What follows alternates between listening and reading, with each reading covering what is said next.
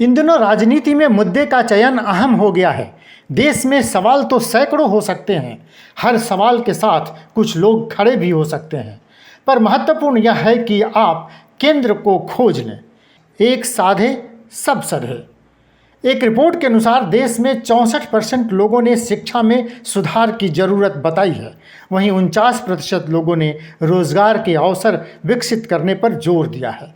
राजनीतिक दलों ने समझ लिया है कि बड़ा जन समर्थन चाहिए तो इन दो मुद्दों पर केंद्रित होना ही होगा। आजकल रोजगार देने और नियुक्ति पत्र बांटने की होड़ मची है। शनिवार को हिमाचल प्रदेश कांग्रेस ने अपनी घोषणा पत्र जारी करते हुए कहा कि सरकार बनते ही 1 लाख लोगों को सरकारी नौकरी और 5 लाख लोगों को रोजगार के अवसर देंगे। हमने इस बार घोषणा पत्र जारी करने से पहले हिमाचल की जनता को 10 गारंटी दी है। इन गारंटियों में से 2 गारंटी पुरानी पेंशन योजना की बहाली और 1 लाख सरकारी नौकरियों के बारे में तो हमारी नेता प्रियंका गांधी जी ने यह भी ऐलान कर दिया है कि सरकार बनते ही मंत्रिमंडल की पहली बैठक में इन पर अमल हो जाएगा। इसके अलावा युवाओं को 5 लाख रोजगार देने और अपना कारोबार शुरू करने के लिए स्टार्टअप फंड बनाकर हर विधानसभा में 10 करोड़ रुपए देने का प्रावधान किया गया है। बिहार में मौजूदा सरकार के गठन से पहले ही तेजस्वी यादव ने कह दिया था कि सरकार बनते ही 10 लाख लोगों को रोजगार देंगे। तेजस्वी की घोषणा के बाद बीजेपी ने कह दिया कि बिहार में 20 लाख लोगों को रोजगार के अवसर देंगे। हम लोगों का प्रयास यही है कि सभी लोगों को, क्योंकि देश में सबसे बड़ी समस्या जो है बेरोजगारी की है। कई लोग डिग्री लेकर के भी जो है सड़कों पर घूम रहे हैं, उनको काम नहीं है। तो ये सबसे बड़ा बेरोजगारी जो है देश का दुश्मन है। और बिहार सरकार और आदरणीय नीतीश जी के नेतृत्व में हम लोगों का प्रयास है कि जितनी भी विभागों में रिक्त पद हैं उनको जल्द से जल्द भरा जाए।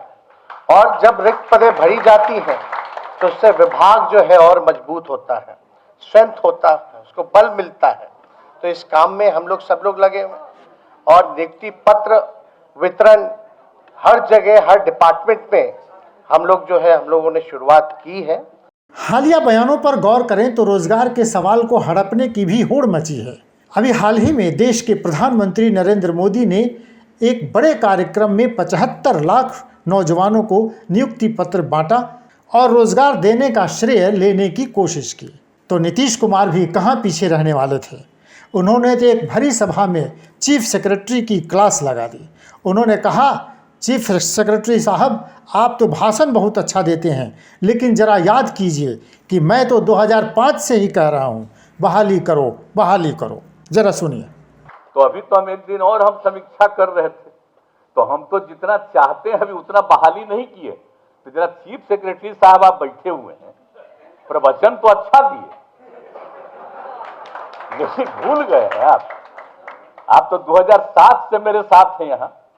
अब भूल गए कि किस तरह से हमने 2008 में ऐलान कराया, तब आपको चीफ सेक्रेटरी हम बनाए हुए।